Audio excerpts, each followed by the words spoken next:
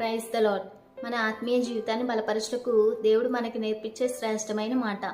ఈ లోకంలో మనం దేవుణ్ణి ప్రేమించినట్లయితే ఏ విధంగా జీవించాలో బైబిల్లో ఒక చక్కని మాట ఉంది. యోహాను సువార్త 14వ అధ్యాయము 21 నుంచి 24 వచనాల్లో ఈ విధంగా ఉంటుంది.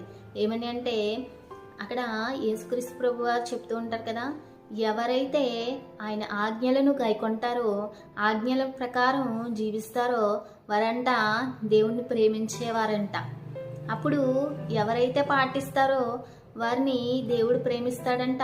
నా తండ్రి వలన కూడా ప్రేమింపబడినని అక్కడ దేవుని వాక్యం సెలవిస్తుంది. కాబట్టి ఈ లోకంలో నువ్వు ఏ విధంగా జీవిస్తున్నావు? దేవునికి ఇష్టమైన జీవితం నువ్వు జీవిస్తున్నావా? దేవుని ఇష్టంగా నువ్వు జీవించాలి అంటే ఆయన ఆజ్ఞలను నువ్వు పాటించాలి. అప్పుడు నువ్వు దేవుణ్ణి ప్రేమించిన వాడు అవుతావు. అప్పుడు నువ్వు దేవుని ప్రేమను పొందుకోగలుగుతావు, దేవుని ప్రేమను అనుభవించగలుగుతావు.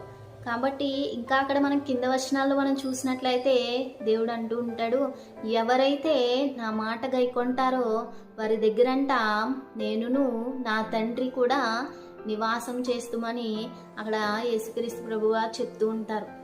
దేవుని మాట వింటేనంట దేవుడు మన ఇంట్లో నివాసం చేస్తాడంట. అది ఎంత భాగ్యం! కాబట్టి దేవుణ్ణి మనం ప్రేమించినట్లయితే దేవునికి ఇష్టమైన జీవితం, దేవునికి అంగీకారమైన జీవితం మనం జీవించే వారంగా ఉండాలి. దేవుని దృష్టిలో మన జీవితం అంగీకారంగా, యోగ్యంగా కనిపించేలాగా మనం జీవించాలి.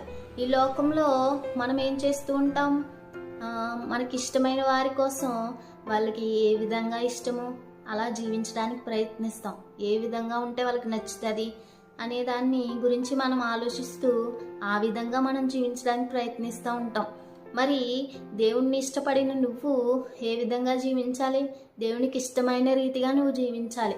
అప్పుడే కదా దేవుని దృష్టిలో నువ్వు ఉంటావు, దేవుడు నిన్ను ప్రేమిస్తాడు.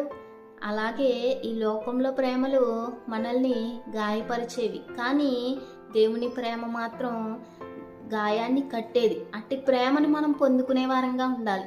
మొదటిగా మనం దేవుణ్ణి ప్రేమిస్తే దేవుడు మనల్ని మనం ప్రేమించేదానికంటే మనల్ని రెట్టింపు ప్రేమిస్తాడు. కాబట్టి అట్టి కృప దేవుడు మనందరికీ కూడా అనుగ్రహించునుగాక. ఆమేన్.